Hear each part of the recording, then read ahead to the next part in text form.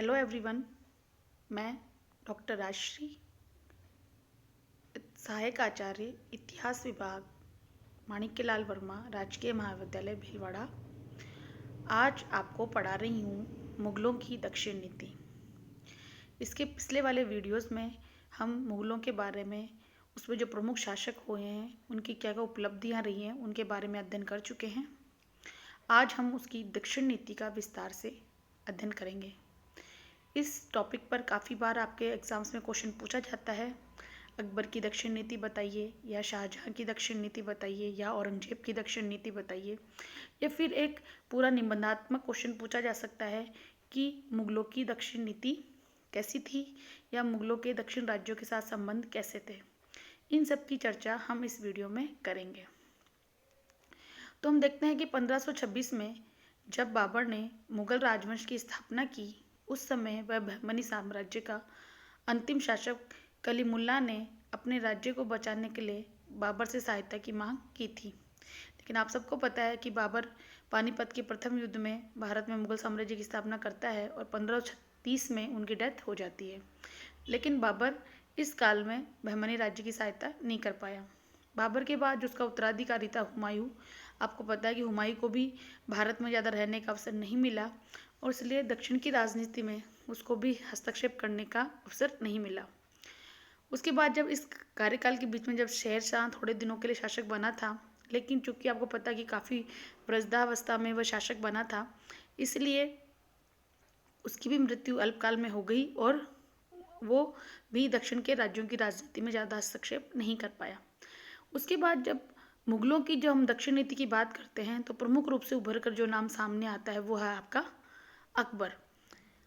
जो अकबर के काल में जो महत्वपूर्ण रूप से जो महत्वपूर्ण कार्य हुआ, वो दक्षिण की तरफ विस्तार की नीति अपनाई गई। हम देखते हैं जब भारत के नक्शे को, तो देखते हैं कि उत्तर और दक्षिण के बीच में एक मध्य में एक विंध्याचल पर्वत श्रृंखला है, और उसके दक्षिण में जो प्रदेश है उसको भारत का दक्षिणी भाग कहा जाता है। उसमें आपके विजयनगर राज्य, बहमनी राज्य उस काल में शासन कर रहे थे। इसके अलावा हम देखते हैं बीजापुर, गोलकुंडा, अहमदनगर और बरार, बीदर, जो बहमनी साम्राज्य के पतन के बाद सारे शासक बने थे, ये सब राज्य दक्षिण में विद्यमान थे। और उन सब के ऊपर खानदेश मध्य में पड़ता था। अगर हम उत्तर से दक्षिण में जाते हैं तो बीच में खानदेश राज्य पड़ता है। तो सबसे पहले अकबर की जो दृष्टि थी वो खानदेश पर ही पड़ी। प्रारंभ में अकबर ने खानदेश के साथ मैत्रीपूर्ण संबंध स्थापित किए और वार्षिक कर स्वीकार किया। 1577 में मुगलों ने खानदेश पर आक्रमण किया और खानदेश ने अकबर की अधीनता स्वीकार कर ली। अली खान के बाद जो उस समय खानदेश का शासक था, उसके पुत्र मीरन बहादुर ने अकबर की अधीनता स्वीकार नहीं की, और 1599 में अकबर ने खानदेश पर वापस आक्रमण किया और बुरहानपुर पर जो उसकी राजधानी थी अधिकार कर लिया। 17 जनवरी 1601 में असीरगढ़ पर अकबर ने अधिकार कर लिया और खानदेश को मुगल साम्राज्य में मिला लिया गया। ये उस काल की सबसे महत्वपूर्ण सफलता थी। उसके बाद आती है अहमदनगर की बारी। खानदेश की विजय के बाद अकबर की जो विस्तारवादी नीति थी, उसका अगला शिकार कौन हुआ? अहमदनगर हुआ। अहमदनगर में इस समय दलीय संघर्ष चल रहा था, क्योंकि वहाँ के सुल्तान की मृत्यु हो चुकी थी और उसका उत्तराधिकारी भी मारा जा चुका था।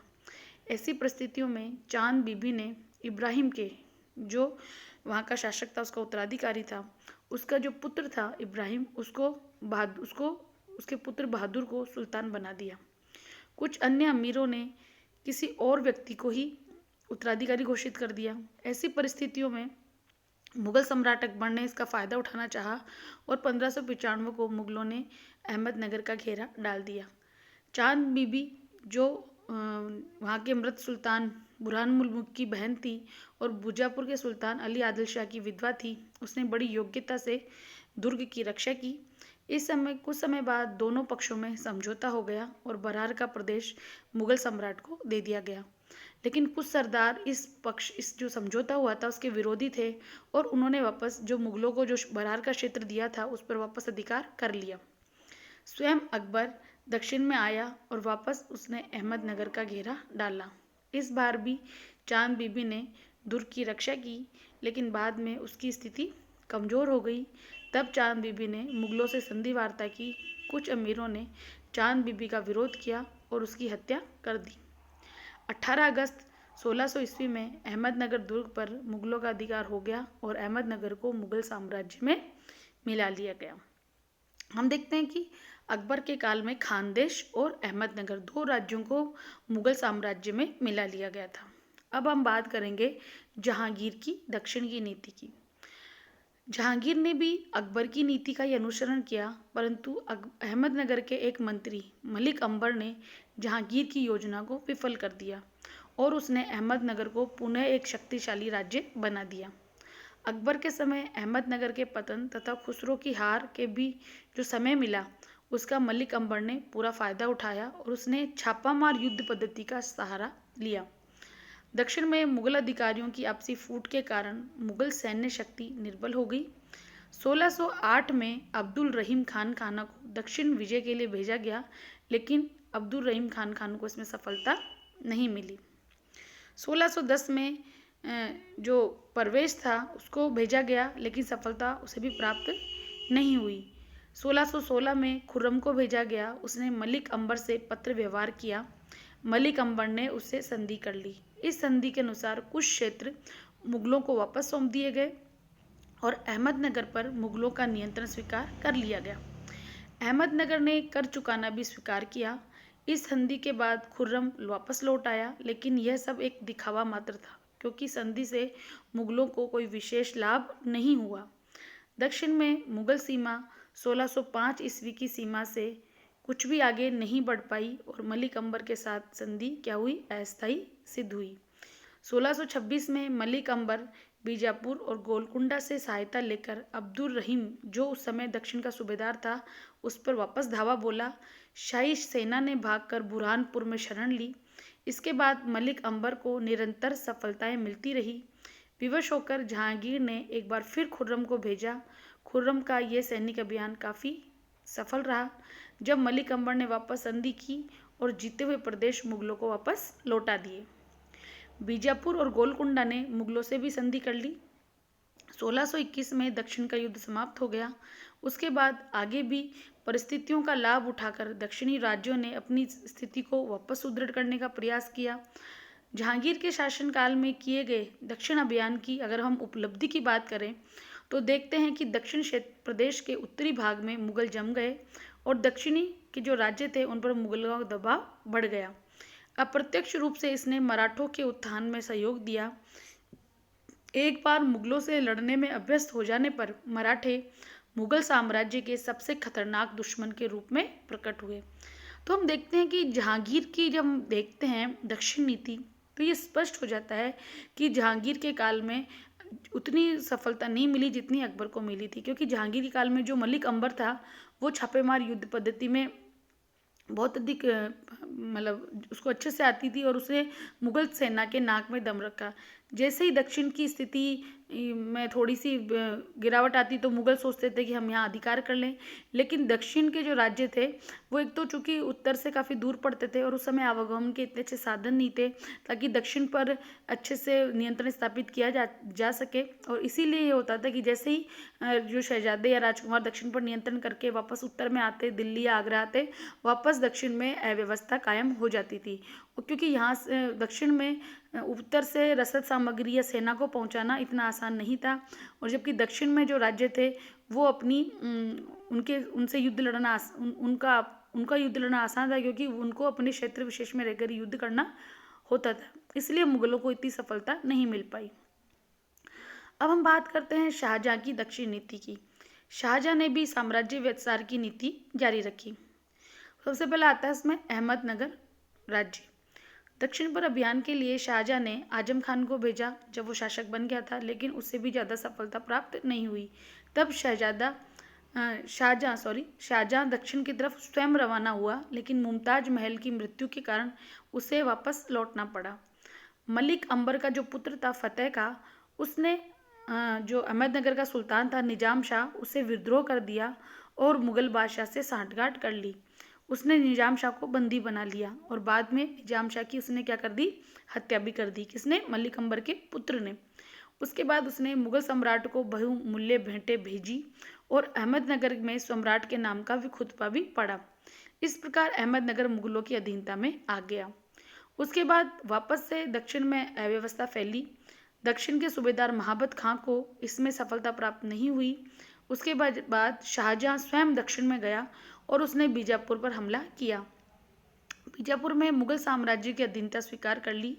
शाहजी भोसले जो उस समय दक्षिण में विराजमान थे, उन्होंने भी मुगलों को 3 बार पराजित किया। अंत में शाहजी ने अपने आप को सुल्तान के सुपुर्द कर दिया, यह हार स्वीकार कर ली और शाहजी ने पुनः बीजापुर की नौकरी स्वीकार कर ली। इस प्रकार अहमदनगर राज्य की स्वतंत्रता का अंत हो गया और उसे मुगल साम्राज्य में वापस से मिला लिया गया। फिर एक महत्वपूर्ण राज्य शाहजहां के काल में था गोलकुंडा। 1636 में गोलकुंडा से मुगलों से संधि हो गई थी और प्रतिवर्ष गोलकुंडा ने कर देना स्वीकार किया था, परंतु शाहजहां उसे मुगल साम्राज्य में मिलाना चाहता था और अंत में मीर जुमला का बहाना लेकर 1656 में गोलकुंडा को भी मुगल साम्राज्य में मिला लिया गया। अब हम बात करेंगे बीजापुर राज्य की। 1636 में बीजापुर से संधि मुगलों से की थी और तब से उसके संबंध मैत्रीपूर्ण बने हुए थे। जब बीजापुर राज्य में अव्यवस्था फैली तो औरंगजेब जो दक्षिण का सूबेदार था, उसने इस स्थिति का लाभ उठाया और बीजापुर पर आक्रमण कर दिया। बीदर पर मुगलों का अधिकार हो गया। तत्पश्चात औरंगजेब ने बीजापुरी सेना को भी परास्त कर दिया। 1657 में बीजापुर की सेना परास्त हुई। उसके बाद बीजापुर से संधि कर ली गई। संधि के अनुसार सुल्तान ने बड़ी भारी मात्रा में हर्जाना दिया और अनेक दुर्ग मुगलों को देना स्वीकार कर लिया। औरंगजेब तो बीजापुर और गोलकुंडा को समाप्त करना चाहता था, जो उस समय दक्षिण का सूबेदार था औरंगजेब, लेकिन शाहजहां की तबीयत थोड़े समय खराब चल रही थी, इसलिए औरंगजेब को वापस उत्तर लौटना पड़ा, क्योंकि वो भी शासक बनना चाहता था। और उसके बाद उसने दक्षिण पर तरफ ध्यान देना बंद कर दिया और उसने उत्तराधिकार संघर्ष में महत्वपूर्ण भूमिका अदा की। अब आता है आपकी औरंगजेब की दक्षिण नीति। ये आपका पॉइंट एग्जाम की दृष्टि से बहुत महत्वपूर्ण है। कई बार आपके एग्जाम्स में चीज़ें पूछी जाती हैं। एग्जाम्स के अलावा कॉम्पिटिटिव एग्जाम में भी इससे काफ़ी क्वेश्चंस बनते हैं। जब हम औरंगजेब की दक्षिण नीति की बात करते हैं तो सबसे पहले बात आती है बीजापुर राज्य की। शाहजहां के काल में जब औरंगजेब वापस उत्तर भारत की ओर रवाना हुआ, तब आदिल शाह ने संधि की थी और आदिल शाह ने उसके बाद संधि की अवहेलना करनी शुरू कर दी थी। औरंगजेब के सम्राट बनते ही 1665 में उसने आमेर के राजा मिर्जा राजा जयसिंह को बीजापुर के विरुद्ध भेजा। जयसिंह ने शिवाजी को परास्त कर पुरंदर की संधि की और शिवाजी के सहयोग से बीजापुर पर आक्रमण किया, परंतु उसे सफलता नहीं मिल पाई। बीजापुर की सफलता से प्रभावित होकर गोलकुंडा ने भी बीजापुर से संधि कर ली। 1676 में बीजापुर में अव्यवस्था फैल गई और उसका लाभ उठाकर मुगल सूबेदार बहादुर खान ने बीजापुर पर आक्रमण किया, लेकिन उसको सफलता प्राप्त नहीं हुई। इसके बाद औरंगजेब ने दिलेर खान को दक्षिण में भेजा, परंतु उसे भी पूर्ण सफलता नहीं मिली। 1681 में और उनके स्वयं बुरहानपुर आया और राजकुमार आजम को बीजापुर का घेरा डालने का आदेश दिया। घेरा 15 महीने तक चलता रहा, लेकिन बीजापुर की सहायता संभाजी करते रहे। 13 जुलाई 1686 को स्वयं औरंगजेब बीजापुर की तरफ रवाना हुआ और 22 सितंबर 1686 को बीजापुर ने आत्मसमर्पण कर दिया। 3 अप्रैल 1780 को सुल्तान की मृत्यु हो गई। तब बीजापुर को मुगल साम्राज्य में मिला लिया गया और वहाँ के सरदारों को शाही सेवा में ले लिया गया। इसके बाद आता है गोलकुंडा का पतन। गोलकुंडा का जो शासक था वो बहुत अधिक अयोग्य था और उसने अपने राज्य का शासन प्रबंध मदना और अक्कन्ना नामक 2 ब्राह्मण मंत्रियों के हाथ में दे रखा था। इन दोनों ने अपनी सुरक्षा हेतु शिवाजी से संधि कर उसे वार्षिक कर देना स्वीकार कर लिया था। औरंगजेब ने राजकुमार मुअज्जम को कुतुब शाह, जो गोलकुंडा का सुल्तान था, उसके विरुद्ध भेजा। मुअज्जम ने हैदराबाद पर अधिकार कर लिया और सुल्तान ने भी मुगलों से संधि कर ली। तब बीजापुर का पतन हुआ। उसके बाद औरंगजेब ने स्वयं गोलकुंडा के दुर्ग का घेरा दिया। साम दाम और दंड भेद से औरंगजेब ने गोलकुंडा को भी मुगल साम्राज्य में मिला लिया और गोलकुंडा से उसको बहुत अधिक आर्थिक लाभ भी हुआ। तो हम देखते हैं कि गोलकुंडा और बीजापुर जो राज्य जो शाहजहां के काल में मुगल साम्राज्य में नहीं मिल पाए थे, उनकी सफलता किसको प्राप्त हुई? उसकी सफलता प्राप्त हुई औरंगजेब को। जब हम निष्कर्ष से देखते हैं, मुगलों की दक्षिण की नीति की समीक्षा करते हैं, तो हम पाते हैं कि जो मुगलों की जो दक्षिण नीति थी वो राज्य विस्तार तो उसका हो गया, लेकिन मुगलों की जो दक्षिण नीति थी वो उसके भावी जो कठिनाइयाँ थी उनमें उसको उत्पन्न किया। क्योंकि जब हम देखते हैं कि बीजा जो दक्षिण के राज्य थे वैसे भी उत्तर से काफ़ी दूर पड़ते थे और उत्तर की जलवायु और दक्षिण की जलवायु में भी अंतर था। इसके अलावा यातायात के साधन भी ऐसे विकसित नहीं थे कि आप तुरंत प्रभाव से वहाँ नियंत्रण स्थापित कर सके या कि वहाँ रसद सामग्री या सैन्य सामग्री भेज सके। इसलिए दक्षिण के राज्यों में अगर वो अलाउद्दीन खिलजी की तरह नीति अपनाते कि सिर्फ कर लेकर ही संतुष्ट हो जाते तो ज़्यादा फायदेमंद रहता। क्योंकि आप देखते हैं जैसे बीजापुर गोलकुंडा जो पहले अपनी आंतरिक राजनीति में उलझे रहते थे तो मुगल साम्राज्य को इससे कोई हानि नहीं होती थी। लेकिन जब मुगल साम्राज्य ने बीजापुर गोलकुंडा और अहमदनगर को डायरेक्ट अपने राज्य में मिला लिया तो उनको सीधा मुकाबला अब किससे करना पड़ा, मराठों से करना पड़ा। और वो आगे चल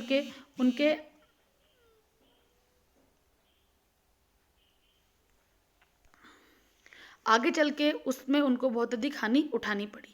इसलिए हम देखते हैं कि जो मुगलों की दक्षिण नीति थी जिसमें औरंगजेब ने महत्वपूर्ण रूप से गोलकुंडा को मिलाया था और बीजापुर को मिलाया था, तो उसको बहुत अधिक मात्रा में हर्जाना भुगतना पड़ा और उसको बहुत अधिक मात्रा में यहाँ धन खर्च भी करना पड़ा। जो योग्य जो सरदार थे या योग्य जो सेना नायक थे उनको यहाँ बिठाना पड़ा था।